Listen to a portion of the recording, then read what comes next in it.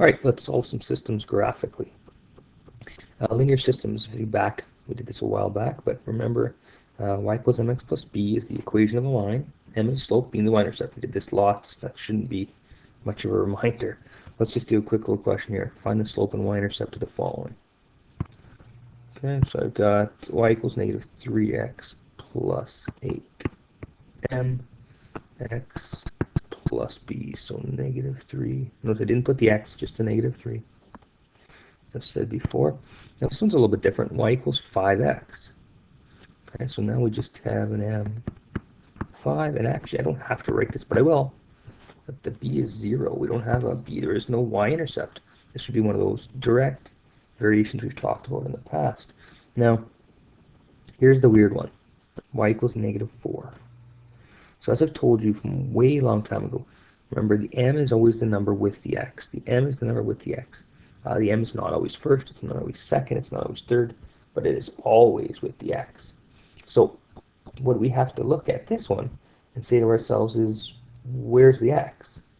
Well, y equals negative 4, there is no x. So in fact, the m is 0. And the b, the number by itself, is negative 4.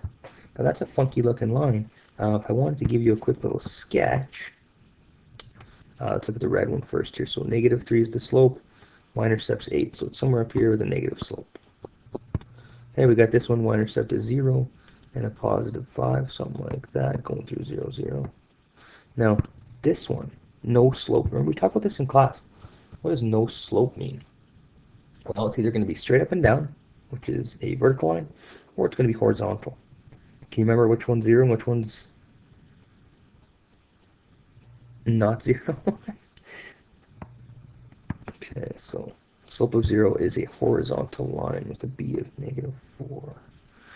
Okay, so remember, slope of 0 means that you have a rise of 0, which you have lots of run, whereas a slope of undefined is a rise of lots, a number up and down, but nothing side to side.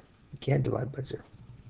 Okay, let's graph these two lines and let's see where they intersect. So we're going to use the skills we already know, like graphing we did last unit, last lesson. The slope here is 1, so I'm going to put 1 over 1, and the y-intercept is negative 2. So negative 2, 1, 1, 1, 1, or 1, 1, 1, 1. Ooh, it's a lot of dots. Okay, we'll connect these with my line tool, and then we will put our arrowheads. Oops, pardon me. And let's do the second line. So again, we're looking for m and b. Negative 3, I'm going to put over 1. I like doing that. Y-intercept, positive 10. Positive 10, way up here. So negative 3, positive 1. Negative 3, positive 1. Negative 3, positive 1. Now, I don't have to go on that far, but if it's a question like this, when I'm trying to find the solution, which I'll explain what that means in a second, I always like to kind of keep going until the lines at least meet, if not pass each other. Point of that is determining where they intersect. That is what we would call the solution to this linear system, which I kind of mentioned in the last slide. So let's find what it is. It's 1, 2, 3 over and 1 up. Positive 3, comma 1. Okay. All right, so let's continue. Let's go to the next slide and let's, let's go to the next slide. And let's do the same thing. Let's graph these and let's see where they intersect. Okay. So I've got the slope of 4 over 3 and the y-intercept of negative 6. I've got the slope of 2 over 3 and the y-intercept of positive 5. So positive 5, 1, 2, 3, 4, 5. 2 over 3, 2 up. 3 over 2 up. 3 over 2 down, 3 left. 2 down, 3 left. Okay, let's find our straight edge, our ruler. Let's connect these lines. Okay, and let's find my other line. -6. So 1, 2, 3, 4, 5, 6. 1, 2, 3, 4 up. 1, 2, 3 over. 1, 2, 3, 4 up. 3 over. 1, 2, 3, 4 up. 3 over. Or 4 down. And 3 left. Get my tool. Make it blue. Connect the dots, and uh-oh, we got a problem. Well, this might happen. I'm not going to actually take the time to show you what you would do, but I'm going to fully explain it. So what you would do if you needed to find this in point of intersection on a test or a task or a quiz, what you would do is you would actually change your scale. So I wouldn't go by ones. I'd go by twos or threes or something else, so that this point, because as you can see, they are going to meet somewhere way up, probably past my page here. They are going to meet, but I want to know what that point is, so I would pick a different scale. As opposed to going by ones, I'd go by twos. And that would shrink my graph, and therefore my point of intersection would actually meet on my graph itself. Okay, let's go to the next one, where hopefully they'll meet on the page. All right, I'm sure they will. Same thing, so y equals mx plus b. M is -2. B is +3. 1, 2, 3. Now again, if you remember, I kind of like to do that because it reminds me I'm not just going 2 down, 2 down, 2 down, 2 down. I'm going 2 down and 1 right, and 2 down and 1 right, 2 down and 1 right, or 2 up and 1 left, 2 up and 1 left. Okay.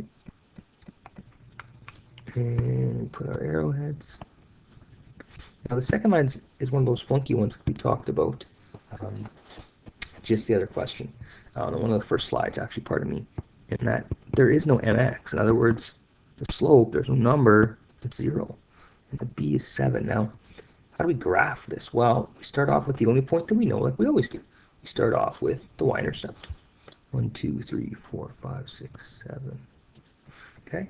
Now, this has a slope of 0, which means it's a horizontal line, pardon me. But more importantly, you know that the rise is 0 and the run is whatever. So if y equals 7, when x is 0, then when x is 1, y equals 7. And y equals 7 when x is 2, and when x is 3, and x is 4, and x is 5. And x is -10, whatever, and x is -5, or 6, or whatever, it doesn't matter. Y is always going to be 7. So what we're going to do is I'm going to draw this line straight across, horizontal line. And that is the line for y equals 7. Now I'm going to find out where do these lines meet. Right there. So my solution, also known as, I'm going to write this here for you guys, POI, point of intersection, where these two lines intersect. We have 2 left, so -2. And 1, 2, 3, 4, 5, 6. Well, obviously it's 7. It's got to be 7, because y is always 7 for that question. Okay, let's do the next one. Okay.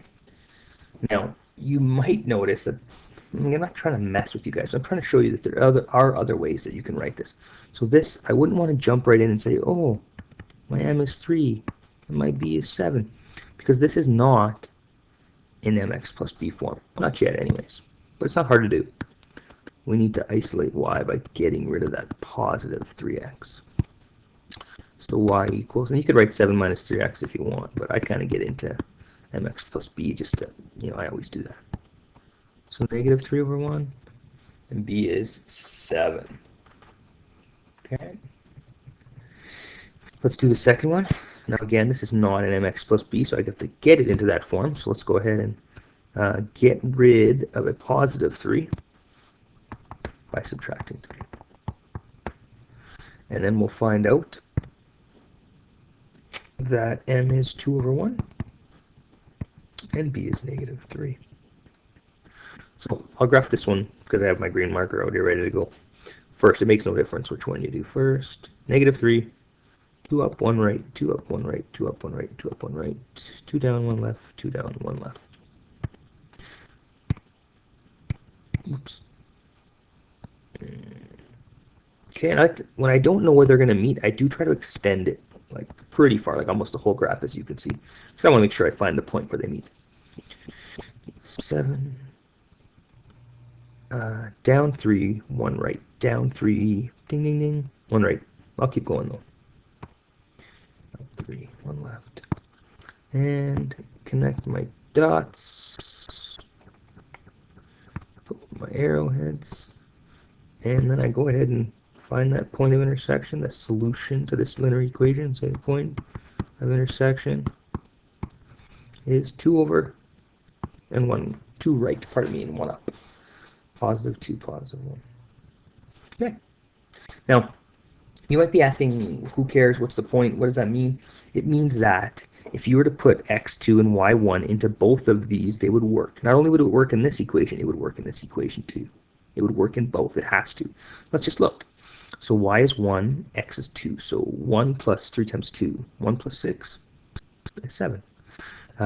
1 plus 3 is 4, and 2 times 2 is 4. 4 equals 4. So when 2 comma 1, the point of intersection, means it's going to work in both equations, and not just one of the equations.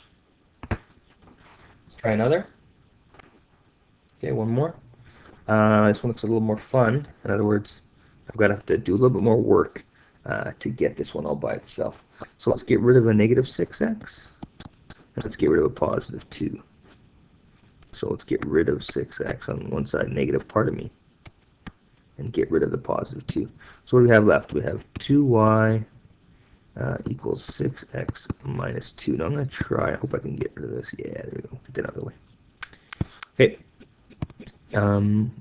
We need to get y all by itself. And we find out that y equals 3x minus 1. Okay, similar to the next one over here. Let's get rid of 6x by subtracting. Let's get rid of negative 12 by adding. Find out that 3y is negative 6x plus 12,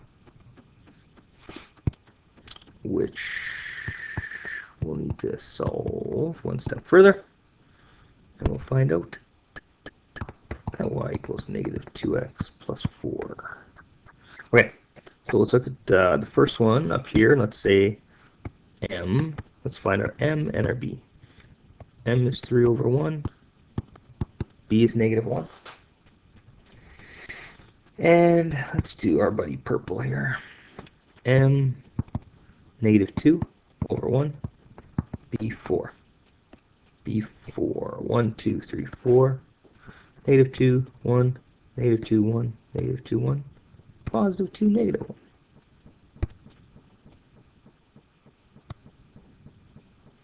That is not purple, is it? Oh, that's okay.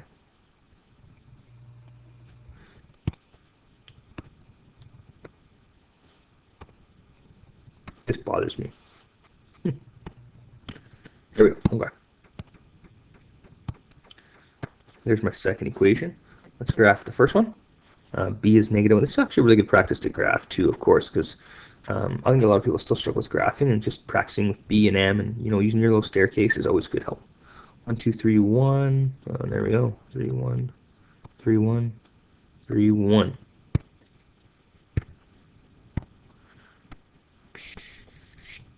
Okay. And so what we do is we take our point of intersection, our solution, POI is 1 over and 2 up. Again, plug those in here, and they will work. I promise you they will work for both. All right, create a linear equation for the following. Define your variables. In other words, we're going to make up equations, and I mean, you can use y and x if you want, but you're going to see that I probably won't. A pizza costs $8 plus $1 for each additional topping. So let's say the cost of pizza is, now I know a lot of kids like doing it this way, and that's fine. They go like this, 8 plus 1. Now, that's a very specific equation. That's for a pizza that has, one topping only. You don't know how many toppings you're going to have. So what if we do that? And I would say now here, define your variables. This is what that means. This is the cost in dollars, and T is the number of toppings. Right? So the 8 wasn't going to change. The 8 was our flat fee, our y-intercept, in fact. the $1 for each topping. That's changing. One topping, $1. Two toppings, $2. Three toppings, $3. Okay, but essentially this is y equals mx plus b. And of course you could write it the other way around. 1t plus 8. You don't need the 1 there. You could just put t plus 8. Or, again, not to sound like too repetitive, you can always just use x and y, by all means. Okay, Jimmy, our buddy Jimmy gets paid $9 an hour. So I'm going to use E for his earnings, and I'm going to say 9H. And I bet you can guess why I'm using E and H. I'm going to use E for earnings in dollars. And I want to use my units too. And H, I don't just put time, because time could be seconds, days, weeks, months, years. Time in hours. Okay, so far so good. A little trickier one here maybe. The cost of a car is $35,000 and decreases in value $500, pardon me, for every month that you own it. This one's a different kind of a question. So in this case, let's say it says the cost. I'm going to use this. And you can probably guess what the V stands for. Now this one's different in that if you thought about this as a graph, would your slope or your line, would it be increasing or decreasing? Well, I think right here it tells you, right? So when you see the word decrease, you should think negative slope. So what I think is a good way of doing this is thinking about, that's my original amount, also known as my y-intercept, my initial value, my flat fee. And it's decreasing, so he's losing $500. He's not just losing $500 though. It's $500 for every month. So I'm going to say, what's V? The value of the car. In dollars. And the M is the number of months he's owned it. Okay? Again, you could plug in whatever M you want, solve. We will have to, at some point, make an equation and then use it. Right. A baby blue whale is 7 meters at birth, and it grows 1 meter per month. So I might say L is 7, and it grows. I'm not going to put the 1 in there anymore because I'm a pretty smart guy, and I know that 1M is the same as just M. And I'm going to say that L is the length, and I'm going to be specific because that could be centimeters or kilometers, not kilometers, you know what I'm saying. And the M is the number of months, same as the last question. Okay, and again, not to overestimate this or overstate this, pardon me, but y, x, y, x, y, x would work every time as long as you define them properly. Okay, last question, I'm pretty sure.